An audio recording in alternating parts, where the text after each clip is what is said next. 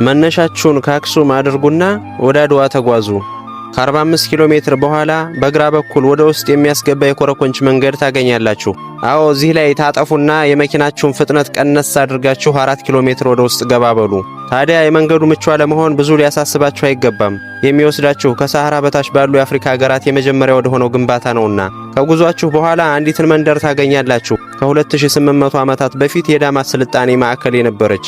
እዚህ ነው አክሱም ከመቀረጹ ከ900 ዓመታት በፊት የተገነባው ግንብ የሚገኘው። የሃ ይባላል። ቃሉ የና ሃ ከተባሉ ሁለት የሳብኛ ቋንቋ ፊደላት እንደተመሰረተ ይነገራል። ትርጉሙ ደግሞ የመጀመሪያ እንደማለት ነው። የሃ በሳባውያን የተገነባ ቤተ መቅደስ ሲሆን ዓላማውም የጨረቃው አምላክ አልማቃህ የሚሉትን ለማምለክ እንደነበር ይነገራል። ስለ የሃ ግንብ ልንገራችሁ። ግድግዳው 4 ማዕዘን ቅርጽ ያለው ሲሆን የጎን ስፋቱ 15 በ18 ቁመቱ ደግሞ 25 ሜትር እንደነበር ይነገራል። ወደ ጎን 3 የድንጋይ ረድፎች እንደነበሩ ሲነገር አሁን ላይ 2ቱ ፈርሰው አንዱ ብቻውን ቀርቷል። ድንጋዮችን ለማያያዝ ምንም አይነት ማጣበቂያ አልተጠቀሙም። ግድግዳው ላይ አልፎ አልፎ ወጣ ያሉ ድንጋዮች፣ አልፎ አልፎ ደግሞ ክፍት ቦታዎች ይታያሉ። እነዚህ ናቸው 3ቱን የድንጋይ ረድፎች አቆላልፈው በመያዝ አንድ ግድግዳ ያደረጓቸው።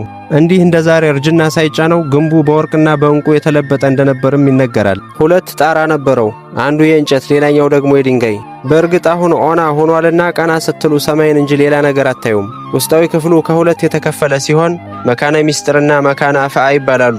መካነ ሚስጥር ደግሞ ለ3 ተከፍሏል። የመስዋዕት የጸሎትና የረፍት ክፍል በመባል ይሃን በአካል ተገኝቶ ያየ ድሮ ማንን ይመስላል ቢሉት ይሃን እንደሚል ያለ ጥርጥር እናገራለሁ። አዎ አያቶቻችን በናፍቆትና በቁጭት የሚናገሩለት ድሮ እዚህ ዛሬም አለ። ፍርስራሽ ሆኗል። በግንባታ ብልሽት ሳይሆን ከዘመን ብዛት የተነሳ። በተለይ ጣራ የሚባል ነገር የለውም። ግድግዳውም ቢሆን ጊዜ የሚባል መዶሻ ከላይ ሆኖ እየቀጠቀጠ ከፍና ዝቅ ብሎ እንዲታይ አድርጎታል። ከዚህ አካባቢ ርቀን ለምንኖር እኔና እናንተ ይሃ የተከበረ ታሪካዊ ቦታና ቅርስ ነው። በአካባቢው ለሚኖሩት ግን ትላንት ብቻ አይደለም፣ ዛሬም ቤቶች የሚሰሩት ከድንጋይ ነውና